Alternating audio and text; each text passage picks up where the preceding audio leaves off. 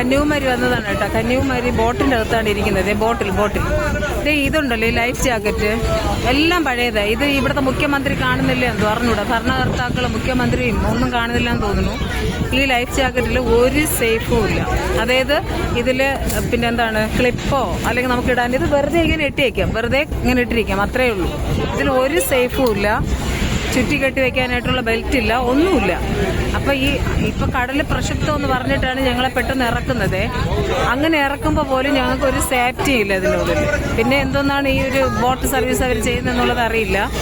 എന്തായാലും ഇത് അധികാരികൾ കാണട്ടെ എന്നാണ് വിചാരിക്കുന്നത്. ഒരു ലൈഫ് ജാക്കറ്റും ക്ലിയർ അല്ല. പക്ഷെ ഭയങ്കര നിങ്ങൾക്കറിയാം, കാണാൻ പറ്റും. ഞാൻ കടൽ കാണിച്ചു തരാം.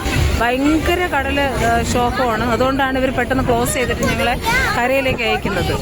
എന്ത് ധൈര്യത്തിൽ ഞങ്ങൾ ഇതിൻ്റെ അടുത്ത് വരും, ടൂറിസ്റ്റുകളായിട്ട് അല്ലെങ്കിൽ കാണാൻ വരുന്നവർ വരും. ഓക്കെ, ഒരു ഷുവർട്ടി ഇല്ല ലൈഫിന്.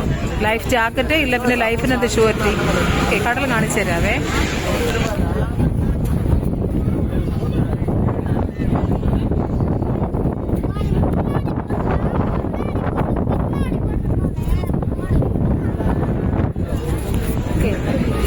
കടൽ ഭയങ്കര പ്രക്ഷുബ്ധം എന്നാണ് അവർ പറയുന്നത്. നമുക്കറിയില്ല, പ്രക്ഷുബ്ധം എന്നുള്ള വാക്കാണ് ഉപയോഗിക്കുന്നത്.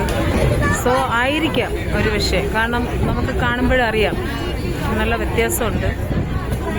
വരുന്നവർ അവനവൻ്റെ ജീവൻ അവനവൻ തന്നെ സൂക്ഷിക്കേണ്ടതാണ്. ഇതിൻ്റെത്തുള്ള ലൈഫ് ജാക്കറ്റ് ഒന്നും ക്ലിയർ അല്ല. നമ്മൾ പൈസ കൊടുത്താണ് വരുന്നത്. ആ പൈസയ്ക്കുള്ളൊരു സെക്യൂരിറ്റി ഇവിടെ കിട്ടുന്നില്ല. ഓക്കെ, എനിക്ക് ലൈഫ് ജാക്കറ്റ് കണ്ടപ്പോൾ അങ്ങനെയാണ് തോന്നിയത്.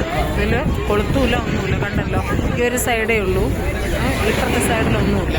ഓക്കെ.